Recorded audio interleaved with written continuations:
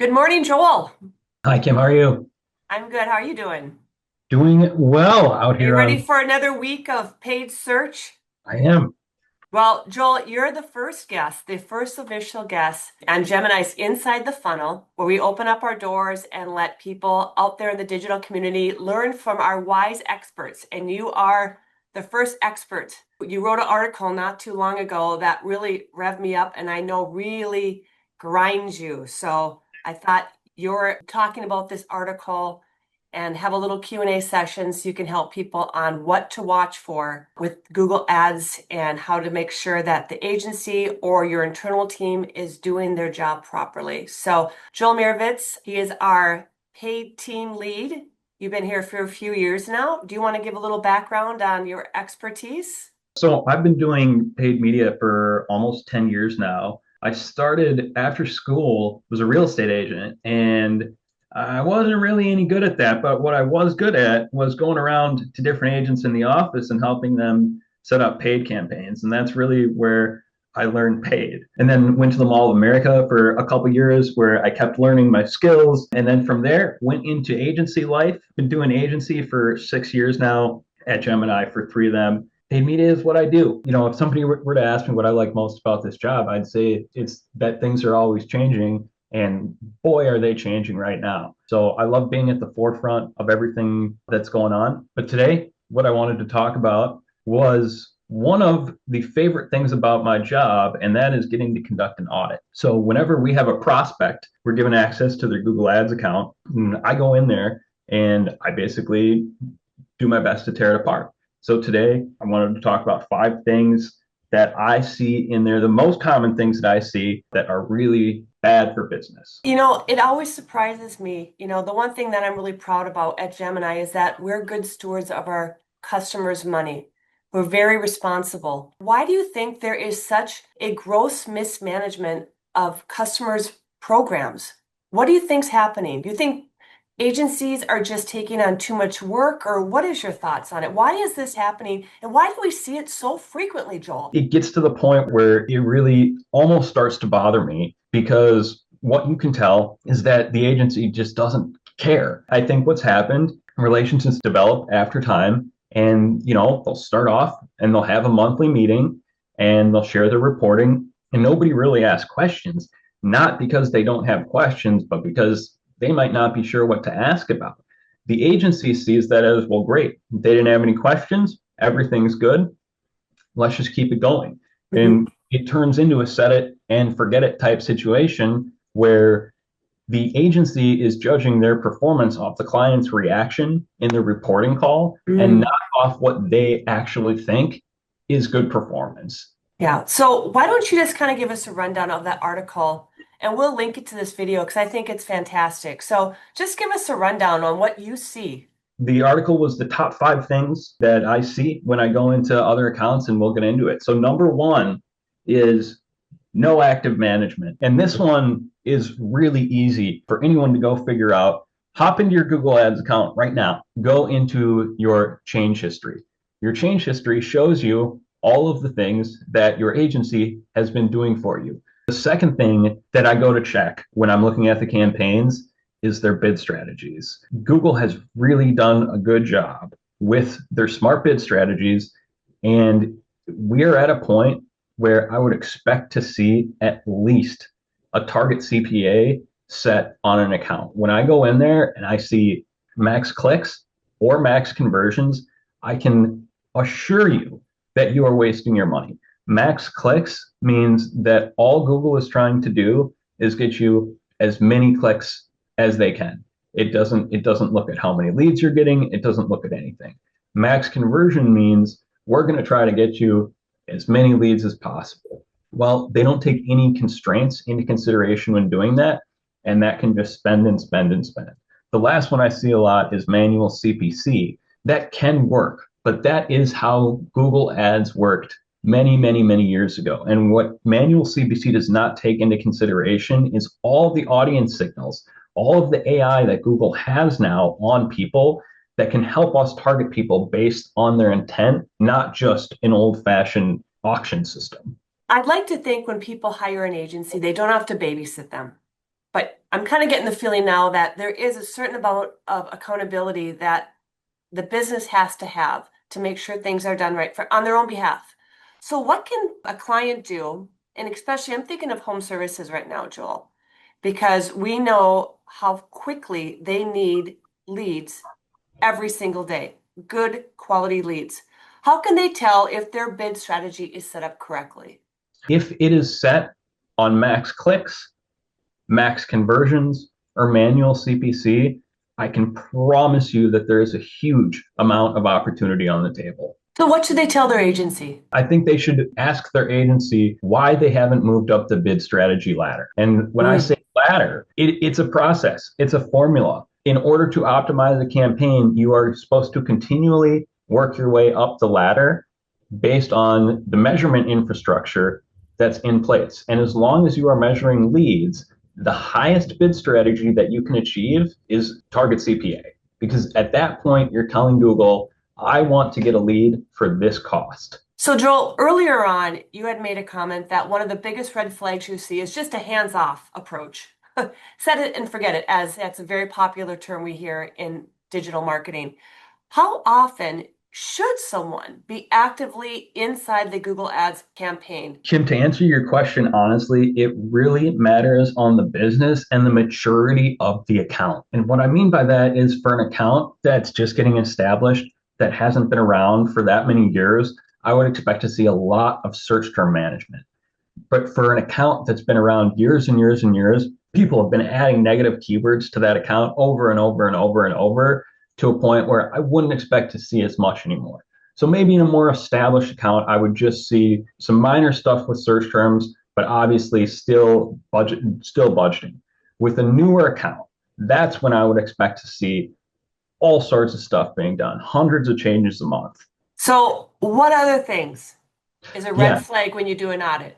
the next area I go is the conversions. Often when I go look at the conversions, it's a mess.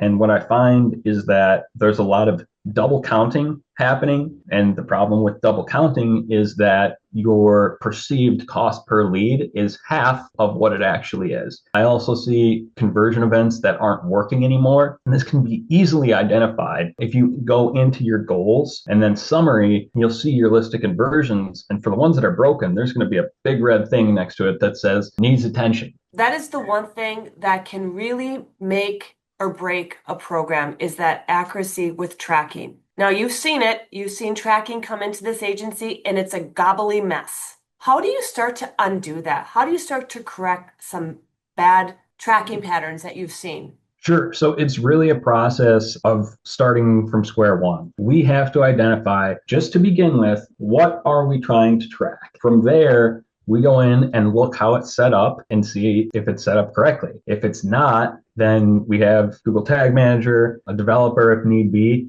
to make sure that we are tracking that correctly. That is the most important thing before starting a campaign is that we make sure when somebody's filling out a form one time, then Google sees that as one lead. So I have a question, and it may sound naive, but once something is set up correctly, is it good to go? You'd like to think that everything is good to go, but things can happen. So I think it's really important. And I tell all of my practitioners that when you're working on an account, you always want to do a audit of your conversion actions very, very regularly. Depending on the type of action it is, whether it's a call from ads, whether it's a website action, whether it's imported from GA4, things can happen. For example, if somebody changes the name of an event in GA4, that will break the connection if it's being imported from there. On the website, if somebody changes something, if somebody removes a tag, all your conversion tracking is gone. So it is important to regularly go in there and audit to make sure that things are acting as they need to be. Because like you said, if those are not reporting correctly, then everything that we're looking at is wrong and we're basing all of our strategy decisions off bad information.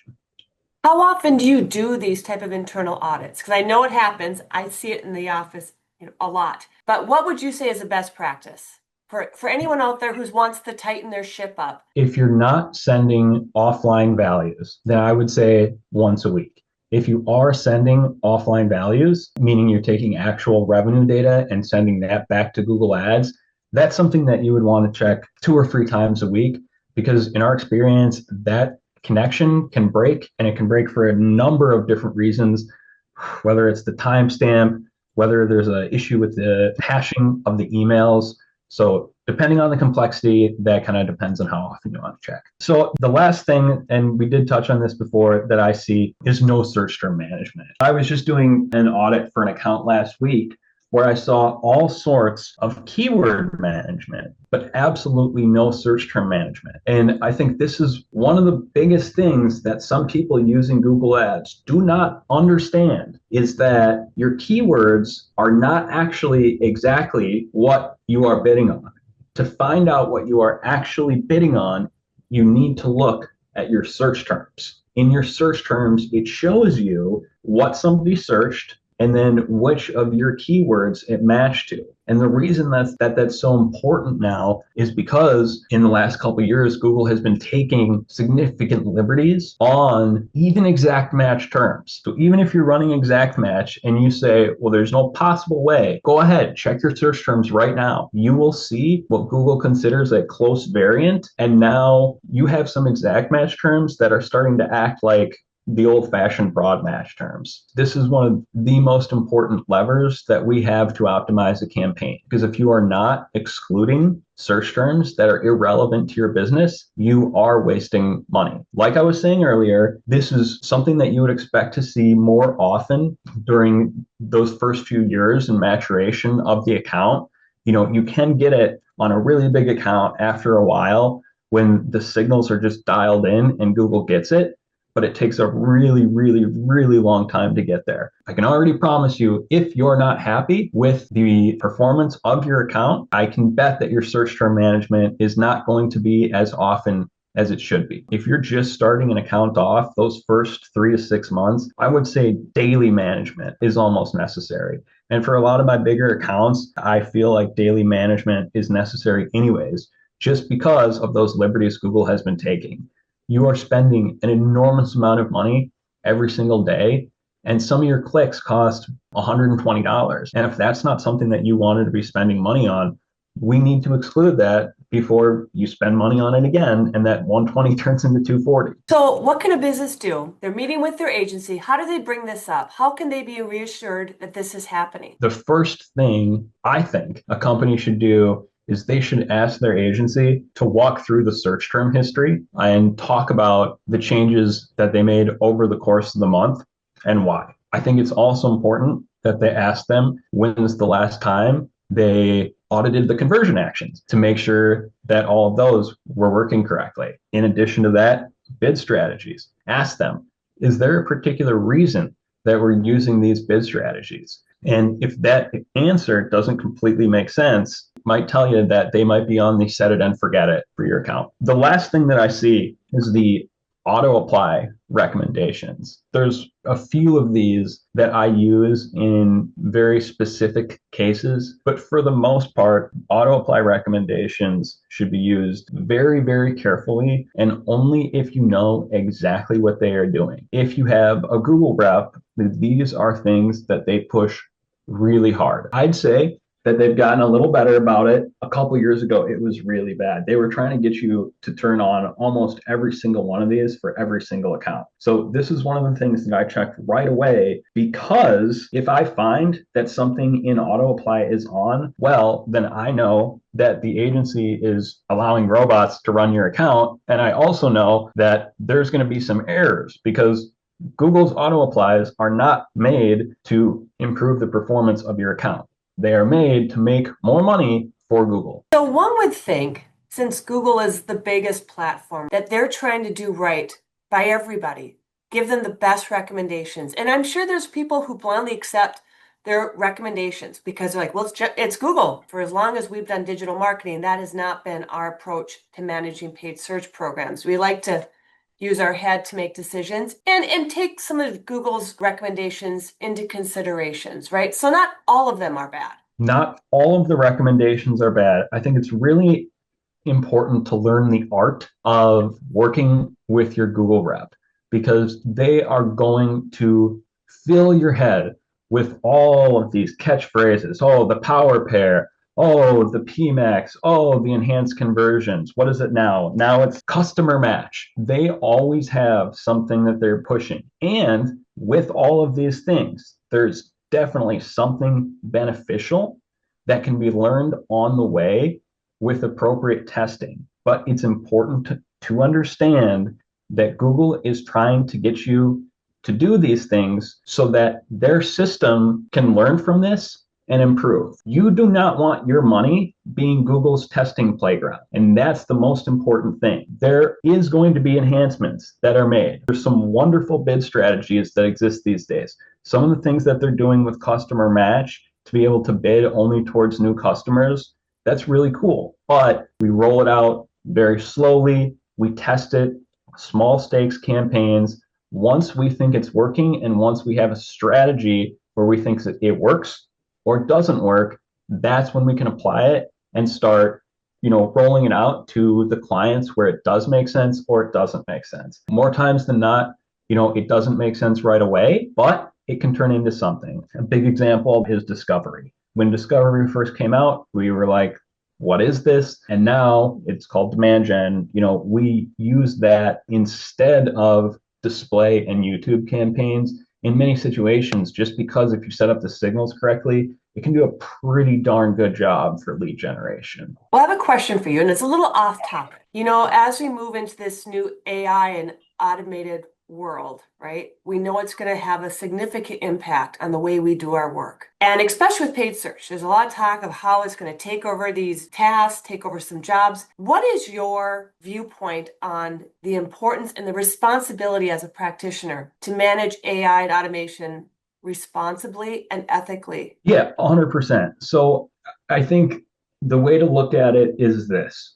We don't want to use Google's automations because we know what their interests are. We want to set up our own automations that have our clients' best interests at heart. So what that means is when I'm building a JavaScript that might help control the target CPA on a specific campaign for a client, I am teaching that script to use all of the same rules that I would use, that it manages it in the way that I would manage it. Not in the way that, oh, we're going to set the bid really, really high. And that can get tricky and it can make the scripts a lot harder. One thing that we've done is we've used labels. So we have the scripts create labels in accounts to set up testing parameters. And then it can check those labels, check the performance on that to see how things have been going. It's important when we set this automation that we are the ones deciding the logic that goes behind it and that we are continually testing it. Because even when we have a script that's going, after a couple weeks, it might start to drift, and then you have to make adjustments to it. And I can promise that Google's AI is not making adjustments in real time for the benefit of your customer like we are. So again, what that means is we have code, it's running. If it's not doing exactly what we want it to do, we go in and change it. And that's how our job is changing. Instead of spending all this time pacing budgets, which is something that used to be so important, now we're spending that time making sure that the scripts we're writing is doing the best possible thing for that account. I love that. Using our brain for all the right things, right? And tasking out the little stuff. Well, Joel, I really appreciate your time today. Once again, proving to me that you're as good as it gets. So if anyone disagrees with you, Joel, on any of these tips, what do you want them to do? Oh, please reach out. There's nothing I like, this well, Kim, nothing I like more than a spirited discussion. And I think there's people that definitely feel very strongly about some of these things, especially manual CPC. A lot of people that have been doing it for a while that like running it manual CPC. So I encourage people to reach out. Maybe I'll learn something and maybe you'll learn something from me. But these are the types of things that honestly I love. This is what I love doing and love hearing what other ways people like to run their stuff. Yes. Excellent. Well, again, thank you for your time today, Joel. I hope there's many more conversations we can have. I'm always learning, even though I don't understand half of it. I try my best. But again, thanks for your time, Joel. Take care and continue to do great work. Sounds good. Thank you, Kim.